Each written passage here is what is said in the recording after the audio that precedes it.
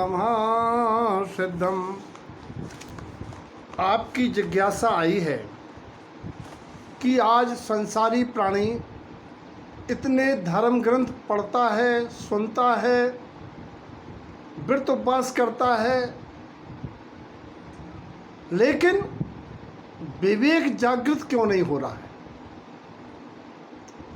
जिनवाणी प्रमाण आचरण क्यों नहीं हो पा रहा है? ये जिनवाणी हृदय में प्रवेश क्यों नहीं कर रही है? इसका समाधान है, एक कार्य के अनेक कारण होते हैं। जैनागम कहता है कि जब तक प्राणी का दीर्घ संसार अर्थात एक कोड़ा कोड़ी से ज़्यादा संसार होता है, तब तक उसे प्रथम उपशम सम्यक्त नहीं हो सकता है। स्वयं भगवान वीर प्रभु का पूर्व पर्याय में मरीच कुमार का जीव, जिनके दादाजी ऐसे तीर्थंकर और मुनि दशा को प्राप्त होने के बाद भी भ्रष्ट होकर 336 विपरीत मत चलाए। क्यों? क्योंकि संसार एक कोड़ा कोड़ी सागर से ज़्यादा था, जिनका जब तक संसार का किनारा नहीं लग जाता तब तक विवेक जागृत नहीं होता। दूसरी बात है कि उनके अंदर संवेग नहीं है, उनके अंदर संसार के दुखों से मुक्त होने की छटपटाहट नहीं होती।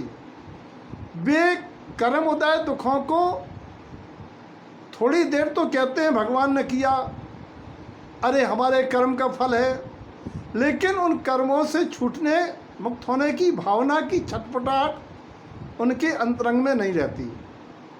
अगली बात यह है कि वर्तमान में विनय भावपूर्वक धर्म चर्चा का श्रवण कम पाया जाता है। कसाय की मंदता भी कम लोगों में होती है। जब तक कसाय की मंदता विनय गुण की प्रकटता नहीं होगी, इस जिनवाणी प्रवेश नहीं करेंगी। मुख्य कारण चरणानुयोग कहता है कि प्राणी जैसा अन्न खाएगा वैसा मन होगा, जैसा पानी वैसा वाणी, अर्थात खान पान संग इनका बड़ा फर्क पड़ता है। देखिए, जो भी भगवान बने उनके अगर पूर्व भावावलियों को देखा जाए तो जीव के आत्म उत्कर्ष का मार्ग बना था मूलाचार रूप पालन मकार के त्याग से। चाहे पुरुगा भील हो जो भगवान वीर प्रभु बने, चाहे खदरसाय भील हो जो आगामी महापदम परमात्मा बनेगा। तो यहाँ जब तक जीव मूलाचार का पालन और सात व्यसन का त्याग नहीं करेगा, तब तक कोरे क्रियाकांडों से विवेक जागृत सम्यक दर्शन पूर्वक होने वाला विवेक प्रकट नहीं होगा। क्योंकि क्रियाकांड में धर्म नहीं है। जब तक जीव यथार्थ बस स्वरूप को नहीं जानेगा, जब तक अजीव और जीव के भिन्नत्व का श्रद्धा नहीं करेगा, जब तक वस्तु के बारे में नहीं जानेगा, वस्तु की मर्यादा नहीं जानेगा, तब तक उसे तत्व का श्रद्धा नहीं होगा। और जब तक तत्व का श्रद्धा नहीं होगा, सम्यक की प्राप्ति नहीं होगी। और बिना सम्यक ज्ञान सम्यक नहीं होगा, और बिना सम्यक ज्ञान के जो कर्म बंध को रोकने वाला और कर्म निर्जरा रूप चारित्र की प्रकटता नहीं होगी। इसीलिए मूल में है सदाचारमय जीवन, अभक्ष अनीत अन्याय का त्याग एवं विनय भाव से और पाप विषय कसाय से विमुक्ता, संसार से छूटने की छटपटाहट।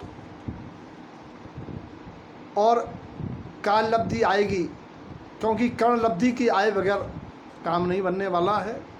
फिर भी अपन को निरंतर भेद विज्ञान करना है। भेद विज्ञान में मूल बात यह है कि शरीर आत्मा का निरंतर भिन्नत्व का चिंतन करते हुए अनुभव करना है। मैं कौन, मेरा कौन, मैं किसका, मेरा कौन कहाँ तक, मैं कहाँ से आया, क्या कर रहा हूँ, क्या फल होगा, कौन भोगेगा, ऐसा अपना चिंतन करना है। तभी अंदर से भिन्नत्व बोध जागृत होगा और जिनवाणी के स्वाध्याय से जो एक विवेक बनेगा, विनय भाव से कल्याण का मार्ग बनेगा। सभी के जीवन में विवेक जागृत हो, कल्याण को प्राप्त हो, ऐसी मंगल हो।